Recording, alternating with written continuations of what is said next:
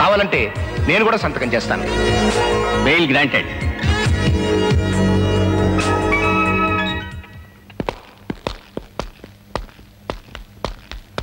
Hello, నా puzzle కి సమాధానం దొరికిందా? చెబుతాను. ముందు ముందు చాలా ప్రశ్నలకు సమాధానం చెబుతాను. ఫ్రెండు, నువ్వు నా మీద చెప్పులు విసిరించిన ఆ కోపాన్ని దిగమింగుకుని నీకు నేను బెయిల్ ఎందుకు ఇచ్చానో తెలుసా? కొడుకు దూరమైన తండ్రి పడే బాధ నాకు తెలుసు గనక. ఇప్పుడు నువ్వు ఆ బాధ అనుభవిస్తున్నావు గనక. వాడేదో ఆవేశంలో వెళ్ళిపోయాడు అనుకున్నాను. కోర్టు కూడా ఒప్పుకుంది. అయినా ఇదేనా అయ్యా, తల్లిదండ్రులు ఇష్టం లేకుండానే? ఈ దేశంలో ఉన్న ఫెసిలిటీ అదే ఫ్రెండు. రక్తం పంచుకు పుట్టిన ఒక్కగానొక్క కొడుకు వాడు తిరిగి నా ఇంటికి రావాలయ్యా. నీ కొడుకు మళ్ళీ నీ ఇంటికి వచ్చేలా నేను చేస్తాను అంకుల్. ఒంటరిగా కాదు, నాతో కలిసి జంటగా మీ గుమ్మాలో అడుగు పెట్టేలా చేస్తాను. నువ్వు అలా చేస్తే నా సర్వస్వం నీకు ఇస్తానమ్మా. నువ్వు అంత పని చేయక్కర్లేదు ఫ్రెండు. నా కొడుకు మీద పెట్టిన కేసుని విత్డ్రా చేసుకుని వాడు విడుదలయ్యేట్టుగా చెయ్యి. వెంటనే విత్డ్రా చేసుకుంటాను. రెండో కోరిక నాది. ఏమిటది? ఎండీగా నీ చైర్లో నేను కూర్చోవాలి. నీ చైర్ కొట్టేయడానికి కాదు అంకుల్, రాజాకి చేరుకోవడానికి. ఓకే.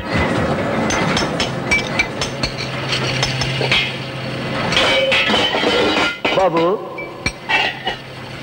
మిమ్మల్ని యువరాజుగా చూసిన ఈ కళ్ళతో అవ్వా ఇలా యూనిఫామ్ లో చూస్తానని కల్లో కూడా ఊహించలేదు. ఇంతకీ విషయం ఏంటో చెప్పు. అదే, మిమ్మల్ని ఎండి గారు రమ్మంటున్నారు. ఎందుకు అడిగా, చెప్పలేదు.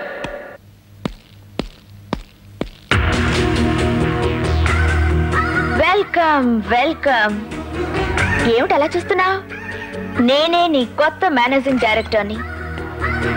ఇంజనీరింగ్ చదివిన నువ్వు వెల్డర్ గా ఉండటం ఇష్టం లేక నా పర్సనల్ అసిస్టెంట్ గా ప్రమోట్ చేశాను. పైగా నీలాంటి వాడు నా పక్కనుంటేనే అందం. ఏంది గురు, నా బజ్జీ కొడకుండా నా కలర్ సోడా తాకుండా గిట్లో వచ్చినావు? ఏయ్, ఎవరు నువ్వు? ఎవరిని అడిగి లోపలికి వచ్చావు? Get out. గిట్టార్ ఇస్తాదేంది? బోల్తా బోల్తా. ముందు పెద్దోళ్ళ గదిలోకి వచ్చేటప్పుడు తలుపుకి ఇట్లా తీసి లోపలికి రావాలనా అని అడగాల. గట్లనా? ఎప్పుడు అడుగుతా కానీ మే అందర ఆసక్తి ఆసక్తే జాసక్తే. సారీ మేడం, మీ పిఏ హోదాలో పిలిచారు. రాధాబాయి బజ్జీ అంటే నాకు ప్రాణం. ఏది అది టుపు. నేనే తినిపిస్తాగా. ఇదేమైనా కాక హోటల్ అనుకున్నారా? బజ్జీ తిరిగి కలర్ సోడా తాగడానికి? మేడం గారికి అభ్యంతరంగా ఉంది. పద అలా చాటుకెళ్ళి తింటూ తినిపించుకుందాం. నై బాబు నై, మన చాటుకెళ్తే ఏం చేస్తామనని దిమాగ్ ఖరాబ్ చేసుకుంటది. చేసేటిదేదో గీడనే చేద్దాం. కావు కావు కావు. నాన్సెన్స్. చూడగొట్టిస్తా.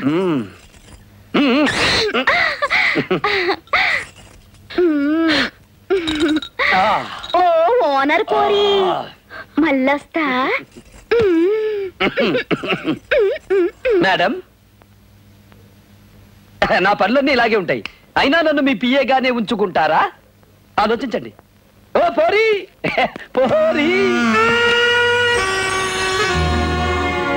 ఆడవాళ్ళని రెచ్చగొట్టడం నీకు బాగా తెలుసు. నిన్ను విడిచిపెట్టను.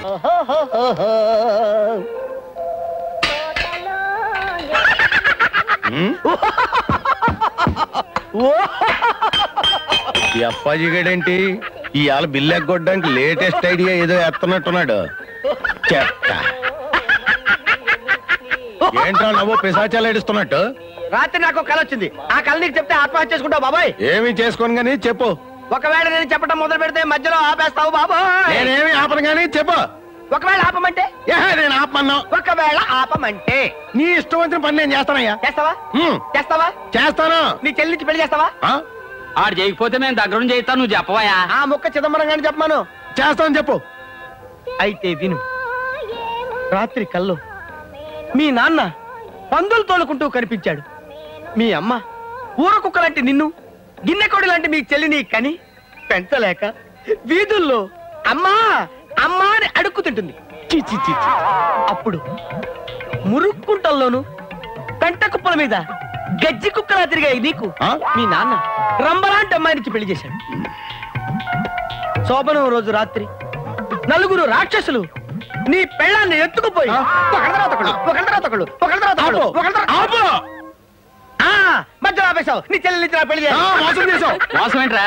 నీకు అమ్మాజీకి దగ్గరుండి మేం చేస్తాం పెళ్ళి. ఒరే దండలు పెట్టుకోండి రా. ఇదిగోండి దండలు. దండలు మార్చుకోండి. అలాగే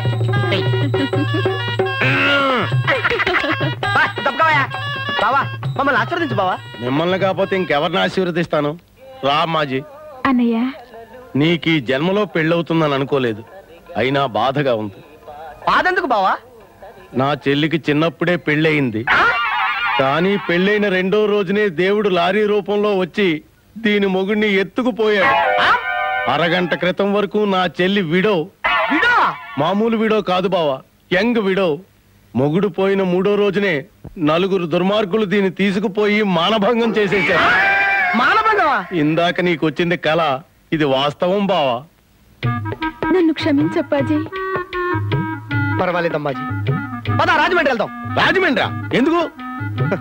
అక్కడ పవిత్ర గోదావరిలో నేను అమ్మాజీ స్నానం చేసి పవిత్రంగా మా జీవితాన్ని ఆరంభిస్తాం. నీలో శ్రీకృష్ణుడు కనపడుతున్నాడు బావా.